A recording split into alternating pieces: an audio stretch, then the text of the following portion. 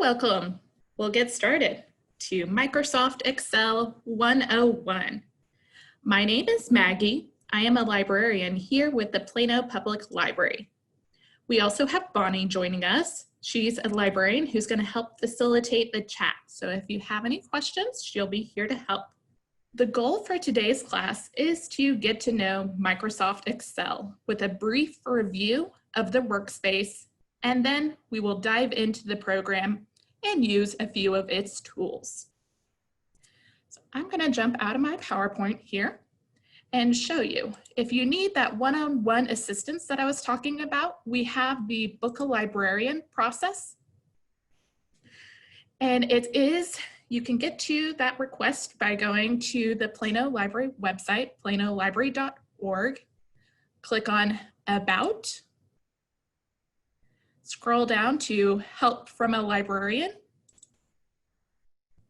And then Book a Librarian.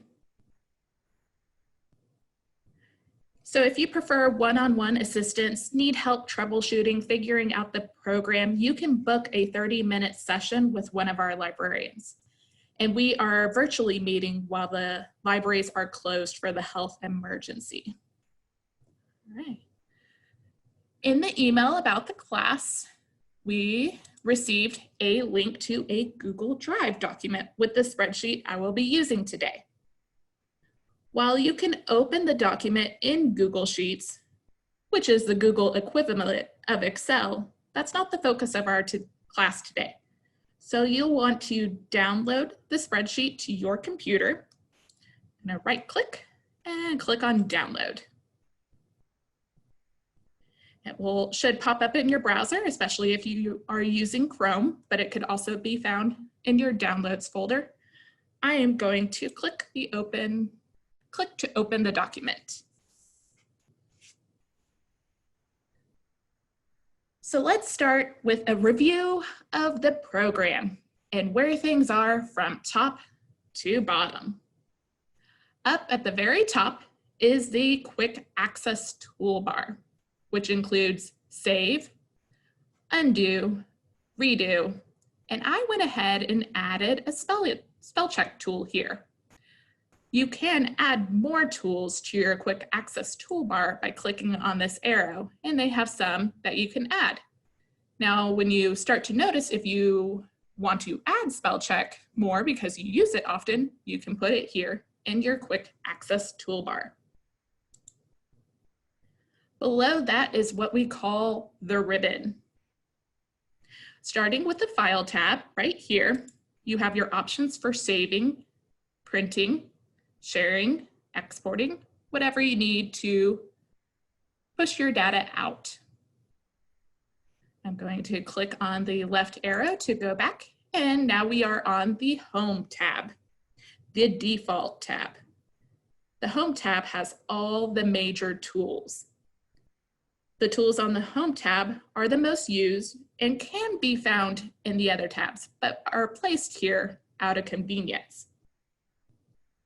The tools include selecting font type, size, and look, some text placement, some number formatting, style tools,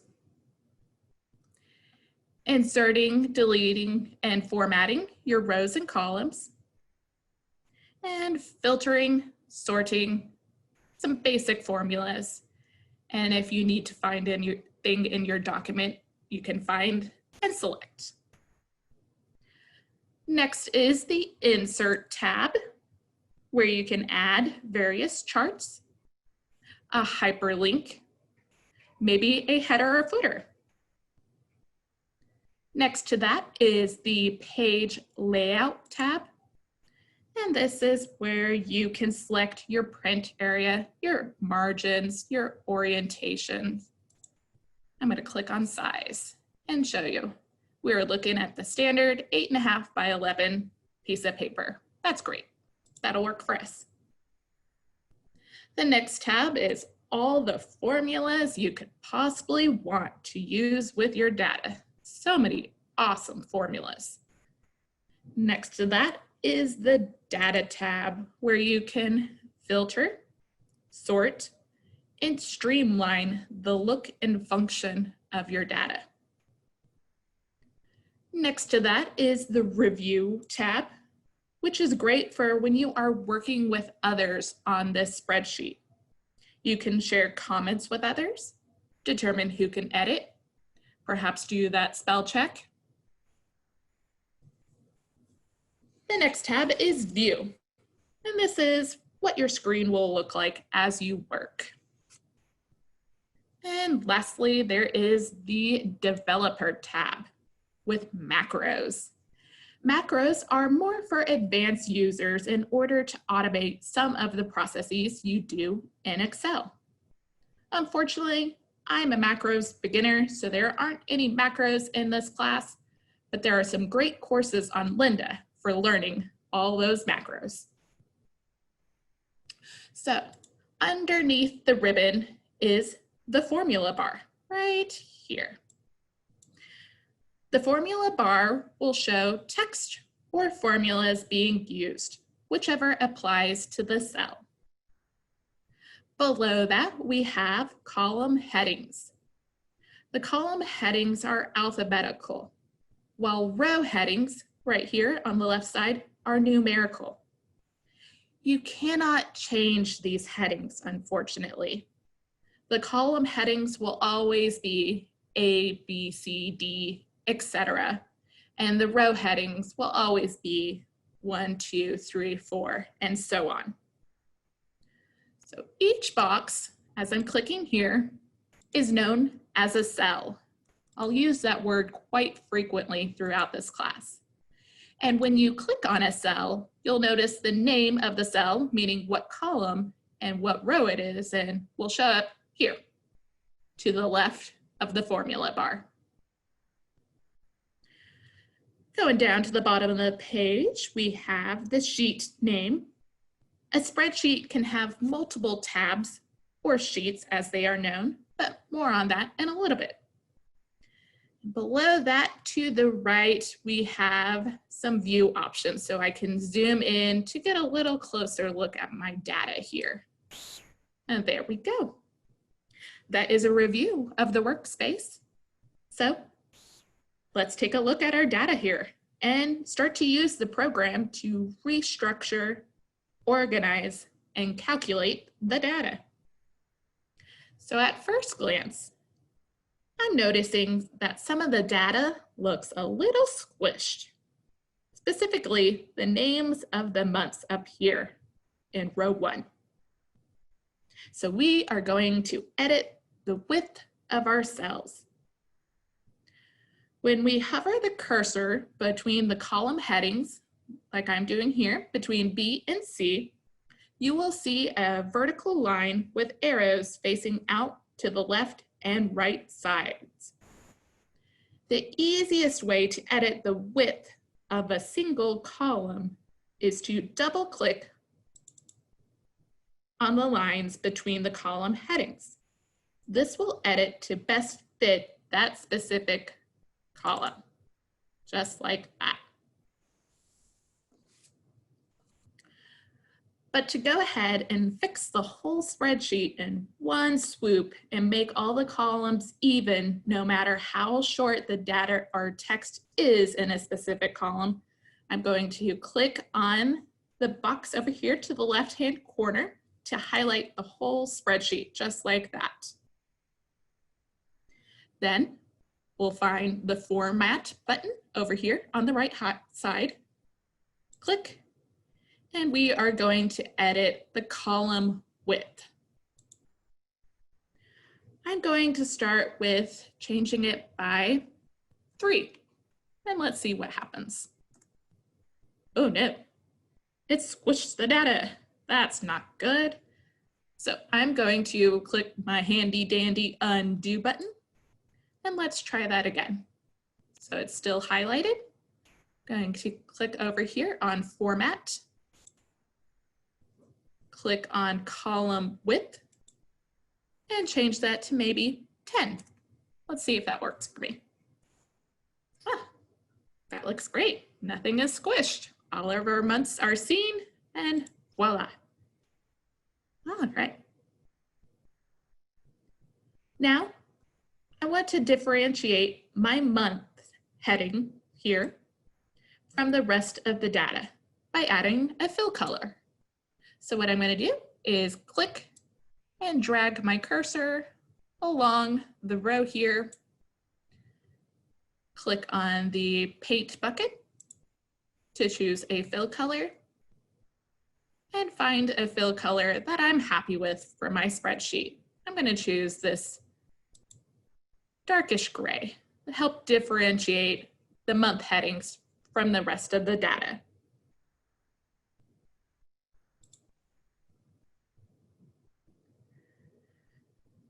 For the sake of organizing my employees here, I want to list them in alphabetical order. To do that, I'm going to click on column header A to highlight the whole column, and then come over here to the right-hand side to find sort and filter. Click here and see the options to sort A to Z. And I'm going and clicking on that. So it pops up with this warning. Do I want to expand the selection so it'd sort with all the data, or continue with the current selection? You definitely want to click on that expand the selection to include all corresponding data. The other option will only alphabetize the current column, and that would mess up all the data. It would put Wanda's data with Mary Jo's. That would screw up my whole yearly report here. So click sort, and there we go. Our employees are in alphabetical order with all their corresponding data. So I just noticed an employee is missing from my spreadsheet. Oh no! Time to add a row for Stephen. To add a row, you'll go up here to the right-hand side again. You're seeing a trend. All of our nifty tools are over here on the right-hand side. We're going to click on Insert, and then insert a sheet row. We have a row, but my employee's name is Stephen, and I just put my employees in alphabetical order. So I'm going to use that undo button because rows are added above the cell you have selected. So I'm going to click on Wanda because Stephen will just go in right above her, in between her and Ricky. So insert row, and there we go. We can add in Stephen. And I do have Stephen's sales numbers for the months. So I'm going to add those in. We have 315 for January, 845 for February, 707, 928, 348, 46 for June, 47 for July, 52, 687. Next month we have 768, 925, and then lastly in December 816. All right, Stephen has been added.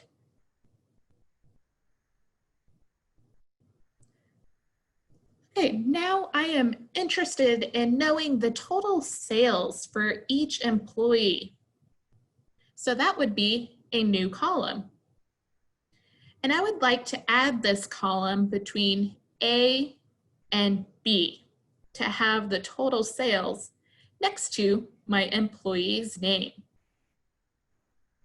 Columns are added to the left of your current selection. So I want to put my cursor here in column B in order to add a column in between A and B. So again, we'll go over to Insert, Insert Column, and there we go. We have an all new B column, which will be for total sales.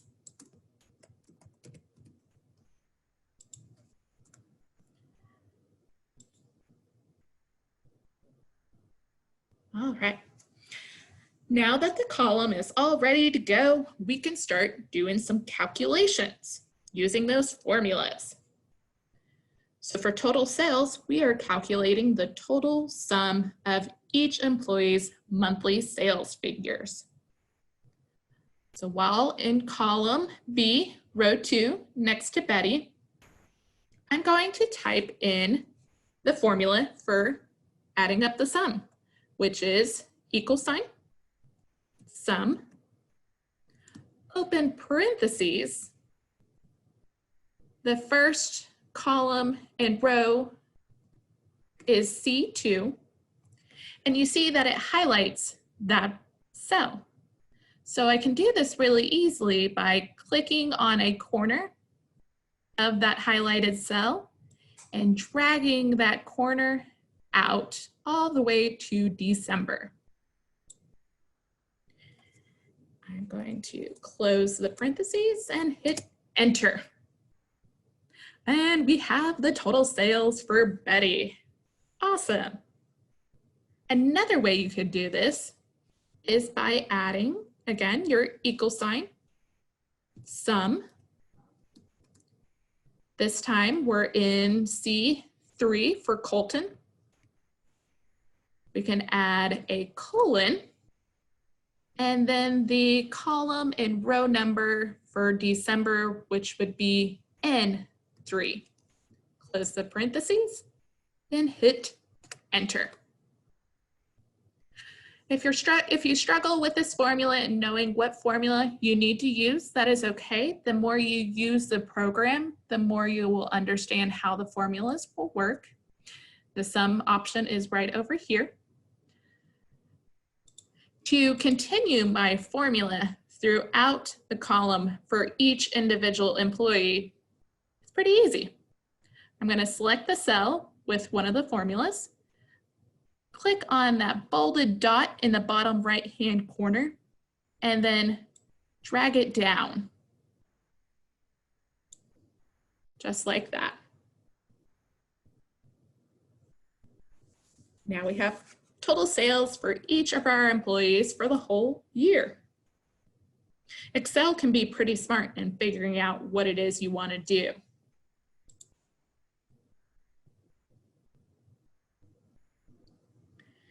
Now, I'm interested in organizing the employees by total sales. This will require a custom sort. So I'm going to click on this corner in the upper left-hand side to highlight the whole spreadsheet. Then I'm going to come over here to sort and filter and try out the custom sort. So think of custom sort as the ability to sort layer by layer. So first, I want to sort by total sales from largest to smallest. So I'm going to select total sales, and then it automatically filled in with smallest to largest. But I'm kind of interested in seeing who's doing the best amount of sales. So I'm going to change that to largest to smallest. Who has the highest number of sales? Then we will add another layer or level to sort by alphabetical order. So I'm going to sort by what column? The name column, which is column A, and then select the order, and it gave me A to Z. Perfect, that is what I wanted. So I'm all set to go. I'm going to click OK, and there we go. My employees have been sorted by total sales and then in alphabetical order after that. Hi, Maggie. It's Bonnie. Yes. Do you have 1 second for a question? Yes, of course. We had a couple of students who were hoping you could show the formula bar one more time and how you wrote the formula. There was a little Oh, confusion over writing a formula. okay. Yes, Thank you. I can do that. Okay, I'm going to back out of Pedro's data here so I can show you. Okay, I'll just show you this over here in the function formulas box. Right here is sum, and that gives us the formula name. And you would fill in the numbers here corresponding to the data you want to use. So for Pedro, he is in row 12, and we're starting with January, which is in column C. So we'll do C12. And then the last column is N12. I'll change that to N12 and hit enter. And that will grab our data and calculate into the sum. I'm going to delete that so I can show you how you can extend that formula into all the columns again. And show you just one more time. Again, this is how I originally did it. The equal sign is always the beginning to our formula here. Our formula name is sum. And we'll grab the data from C3. And we can click on either corner, top or bottom, and drag it out to capture all that data, include it in our formula. We always need to close the parentheses to end our data collection and hit enter. And we have Colton's sales from January to December. To extend that formula to all of our remaining employees, you'll click on the bolded dot here, more like a square, but it's the bold dot in the right-hand corner. Click on that to drag down your box to apply that formula to all the employees. I hope that helps. I will be doing, Sorry. Go ahead. No, yeah, that's great. Thank you so much. And if you're willing to show them to sort by alphabetical names one more time, that would be helpful too. Thank you. I can do that, yes, of course. And I'll be using another formula in a little bit, so we'll have a little bit more practice with that formula. All right, to sort by alphabetical order of our employees, you're going to click on the column header, A, in order to highlight the whole column. Come over here to sort and filter, and we're going to click to sort A to Z, because I want that in alphabetical order. If you want the reverse, you can certainly do that, but I prefer A to Z. All right, and again, it's giving us this warning. Do you want to expand the selection or continue with the current selection? If you have the column highlighted and you choose this option, it'll only sort that data. But we need to keep all the sales totals for each month for each employee together, so we want to expand the selection. Most of the time, you will always choose expand the selection. That should be your default. And we will sort. All right. And there we go.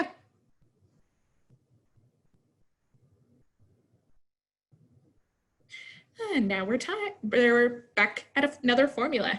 So I'm interested in using the average formula in order to determine the average number of sales per month. We'll start with January. I'm going to click on the cell below the last person, Wanda here. And now I'm going to go find the average formula over here with our formula options and click on average.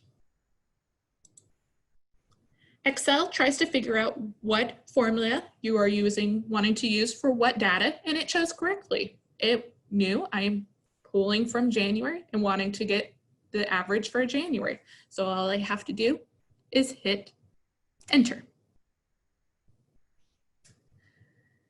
we have our average for January.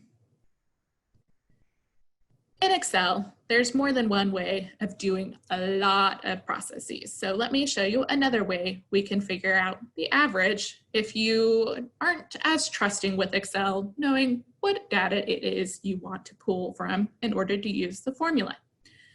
So I'm going to, for February, click on the first data and drag down to highlight every cell in February for each employee and the cell below. Come over here to our formulas and select average. And there we go. We have another way of utilizing the average formula. And when I click on the amount here, it's showing us the formula in the formula bar. And that's helpful as you get to use more and more formulas. You will start to identify the name of the formula and how to set it up in order to get the correct data included. And just like continuing the sum formula throughout, we can do that here with the average formula for each month.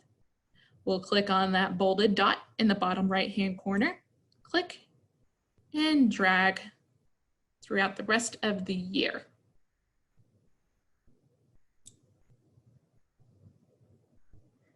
And there we go. We have an average for each of our monthly sales figures.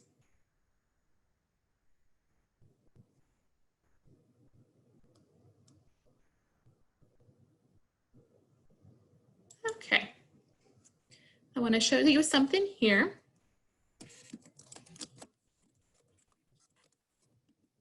I've just typed a nice sentence. Thank you for attending the class. But as you can see, that text has extended into multiple cells. So what can I do with that to make it look and fit my spreadsheet? So I'm going to click on that cell to have it selected. And we have some options right here in the middle. Wrap text, when I click on that, it'll wrap the text all in one cell. But as you can see, there's a lot of text missing from my sentence. So I can double click when it has that horizontal line with the two arrows, double click there to make my cell and row a little bit bigger so you see the whole sentence. Now, if I just want to take this sentence and extend it across one line, so I'm not creating a huge row, you can use the merge and center tool right here. So I'm highlighting and clicking on merge and center. And now we have thank you for attending the class, taking up those cells that I have selected and then centered it within the box. That's great to add for a title. So I'm going to insert here a row and put the name of my document, employees, sales, and averages. We'll just say that. Okay. To center it and make it the title across the whole spreadsheet, I'm going to click and highlight until the end of our data here and merge and center. And there we go. We have a nice title above our data set.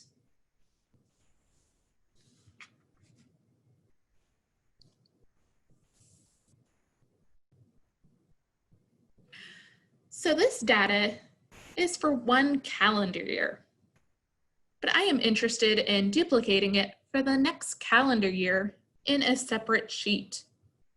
So heading down here to the bottom, you see the title of our sheet is Sheet 1. When you right click, you'll see some options. And I want to make a copy so I can use it for my next calendar year.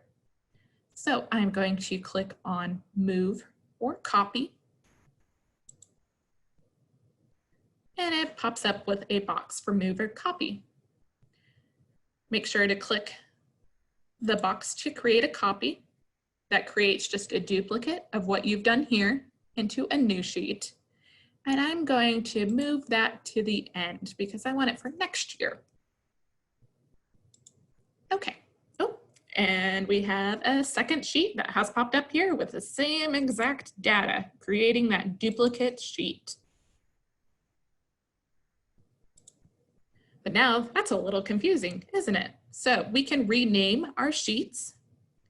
You can rename the sheets. Unlike changing the column headings and the row headings, you can change the name of your sheets. That's awesome. So we'll right click and click on rename. This data was for 2019. Enter. And now for 2020, I will rename it, which you can click on that rename, or if you want to double click, it'll highlight so then you can type over. And we have two separate years here. Here's our 2019 tab and our 2020 tab.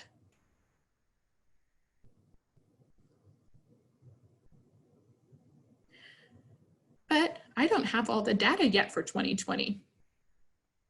But I'm interested in keeping all my formulas in place so I don't have to redo all my formulas. So what you can do is select all your total sales numbers for the months by highlighting the area. You click and drag from that upper left-hand corner.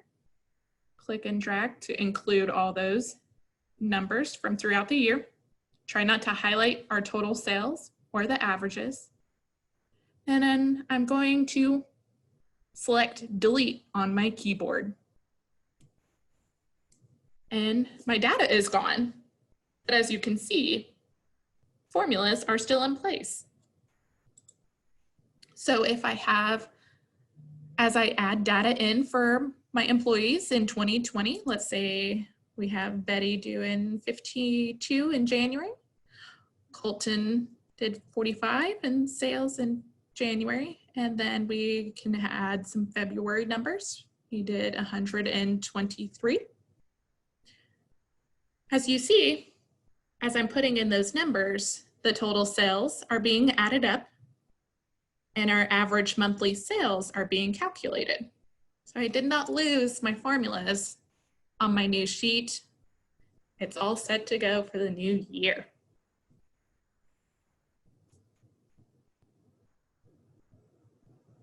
Okay. I'm going to go back to the 2019 sheet and let's take a look at our printing options. So I'm going to go up here to File and select Print. This is where you select your printer, but then also you can determine the layout of your spreadsheet that will best fit for your printing reporting needs. So the first option under Settings, when you click on it, is to print active sheets. So since I was on the 2019 sheet, it would print that sheet. If I selected Print Entire Workbook, it would print both the 2019 and 2020 sheets. And then if I had just a few boxes highlighted to print only those cells, I could use Print Selection.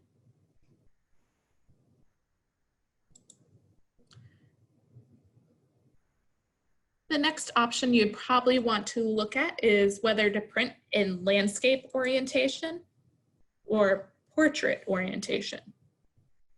If you have more columns than rows, like we do here, it might be best to print in landscape. If you have more rows than columns, it might be better to print in portrait. It really is up to you and what you are looking for in order to use your printed reports. And the last option here is no scaling. No scaling would print the sheets at their actual size. You could select to print the sheet all on one page, all on one 8.5 by 11 or 11 by 17 if you're able to. That would just shrink all the data on your spreadsheet to the printed page size. There's an option to print all columns on one page. So it'd take all the columns and smush them in order to be on one page. Or on the flip side, you can fit all rows onto one page. So I'd take all those rows and smush them.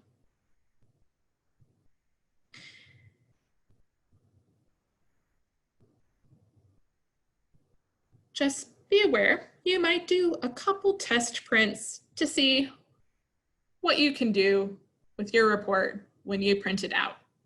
If you tend to fit your sheet all on one page, your font may be teeny tiny and not really legible.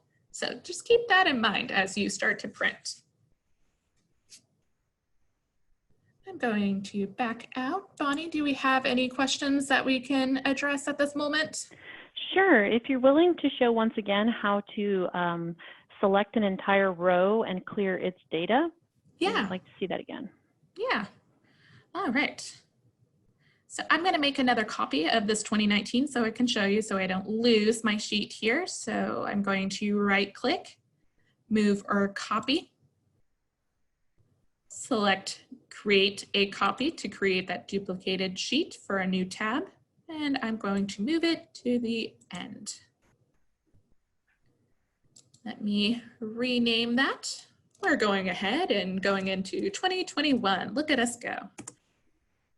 Rename that to 2020. So I'm going to click in the corner. You could go from any corner, but I like to go from left to right. But I'll start here at the bottom so I can show you different ways of doing it. So you click and drag your cursor, move it all the way to the other side to the top until you're in your selection that you are wanting to delete is highlighted. And then we'll hit the delete button on the keyboard.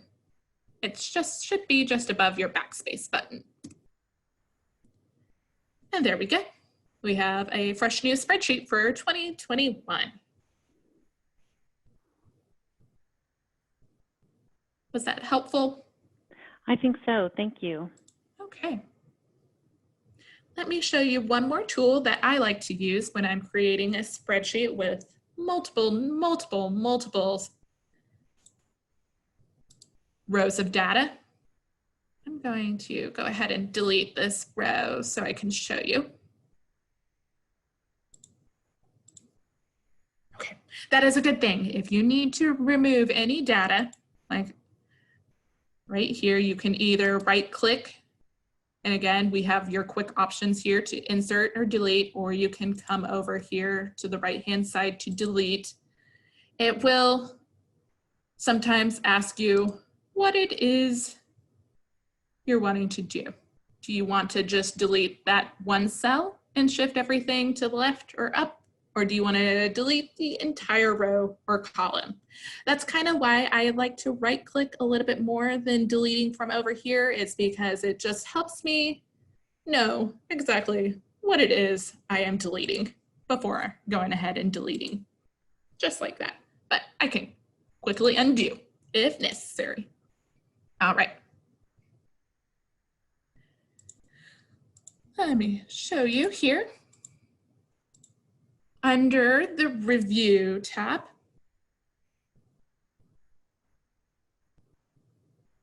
let's see.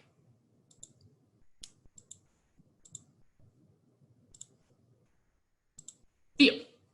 Awesome. Okay, right. We're going to the View tab. We have the option to freeze panes here. When you click on, you can keep rows and columns visible while the rest of the workbook scrolls. So if I had 30 plus employees and I'm scrolling down, I lose all this information in my top row of what month it is and what we're calculating here in column B.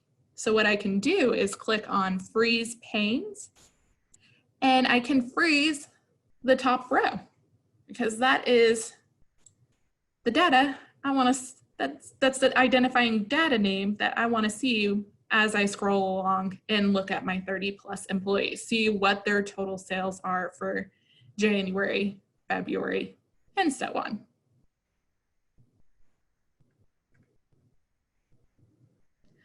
Okay. And before you send out your report to be seen by other people, or if you print it out, always best to do spell check. And I've added that to my quick access toolbar here. I'm going to click, and it's asking me if I want to start at the beginning of the sheet. Yes, please, let's do that. And if you're familiar with Word, it will offer you the suggestions. So I'm going to change my misspelling of April to the real April. And my spell check is complete. I'm good to go. There we go. Have we had any more questions pop up that we can address, Bonnie? Sure. If you're willing to show us some freezing again, are you able to show freezing some rows and columns? Yeah, let's see what we can do here.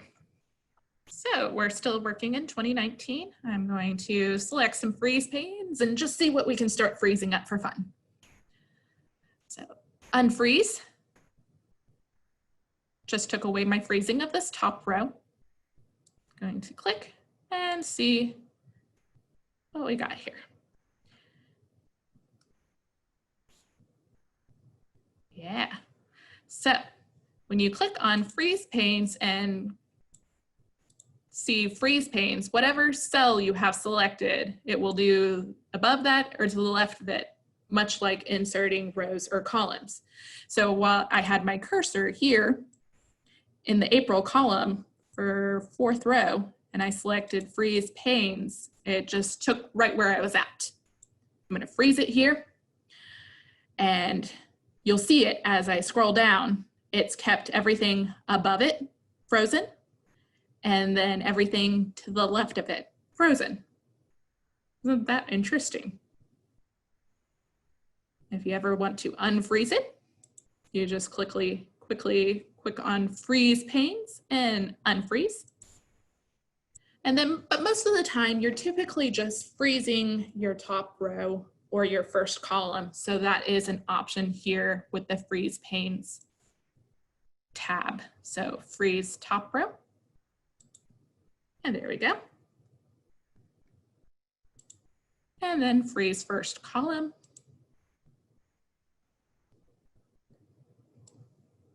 There we go.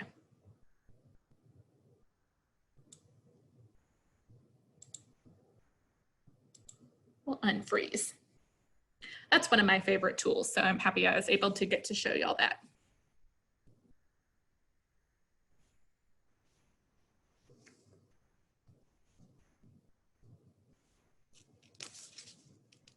Okay, do we have any further questions we can review before we head out?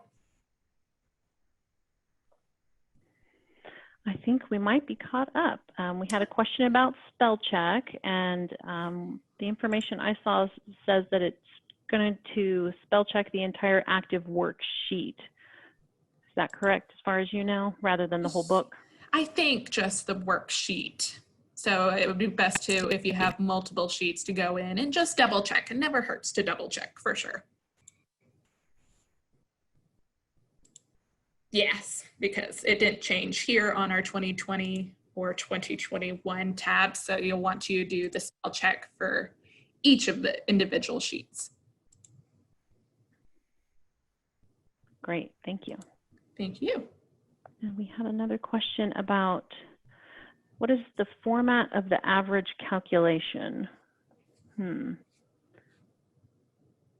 If it's going to a certain number of decimal points, perhaps? That must be the question, yes. How could you reduce the decimals? Let's see. That's a good question. Let's come over here. We'll click on number formatting. Number formatting is a tricky tool to use, but the more you use the program, the more experience you will get with it. So let's see more number formats. And the general option, and we'll go to number, and it's doing by 2 decimal points here.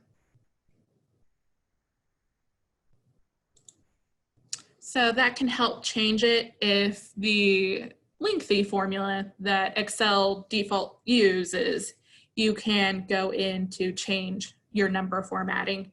I'll review that one more time. So we'll click on the cell here, or let's go ahead and highlight all the cells just to get it to 2 decimal points, all on the same page. So click and drag to highlight all applicable cells. Right here in the middle is our number style format box, very helpful box. I'm going to click on the arrow down, and I like to click all the way down into the more number formats option, just because I can see it sample right here and see what it is that it's going to change to. So we have general and then number. It's 2 decimal places. And we'll click OK. And there we go. I hope that was helpful.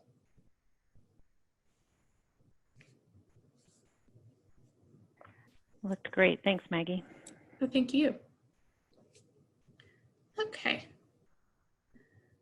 Like I said earlier, there's so much to learn about Excel, especially those macros, if you want to streamline your processes as you start to use Excel for all your data needs.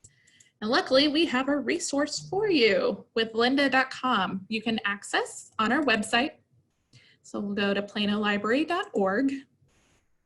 And if you haven't visited our website recently, we have changed up our research and learn page. So I will show you real quick. We'll click on Learn. Research and Learn is where all of our helpful databases and resources are for tech, job skills, academic, whatever you may need. So it used to be listed in alphabetical order, but now we've grouped it by subject, which is awesome. So I'm going to scroll down.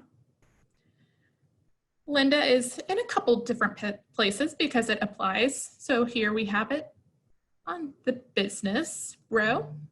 I think it's here under career as well. You log into Lynda, you click on it, you'll log in with your library card number. You do need a Plano library card in order to access it for free. I did a search for Excel and I got 6,616 results for classes or courses that have Excel. So if you're a beginner, we can click on the left-hand side to help filter down our options and see what there is to learn about Excel and Lynda. So yeah, you can learn more conditional formatting. If you're a marketer, here's an Excel for Marketer course, about an hour and a half long. Not too bad. All right. So if you like this class today, and I hope you did, we have more classes coming up for tech and job skills. I have those listed here on the slide. And if we do not have any further questions, comments, concerns, I want to thank you so much for coming to the class today. I hope it was helpful, and I hope it has inspired you to learn more about Excel. That was great. Thanks, Maggie. We did have one more specific question about freezing cells. Do you have a moment for that one? Yes, I can. Okay, we had a student wondering if they could freeze both the top row and the name of the column of names at the same time. Yeah, we should be able to do that. So we'll remember it will freeze what is above your selected cell and what is to the left. So essentially, if you click on View, select Freeze Panes, and Freeze Panes, it will click everything. It will freeze everything above and to the left. Let's just try, make sure it does. And there we go. It froze the top row and then froze the first column. So yes, you'll just select that B2 box in order to freeze your first row and your first column. All right. Very happy to have that answer that says this made it for them. Thank you. Oh, good. So happy to hear that. All right. Again, thank you so much for coming to our class. And we will see you at another class. Thank you so much.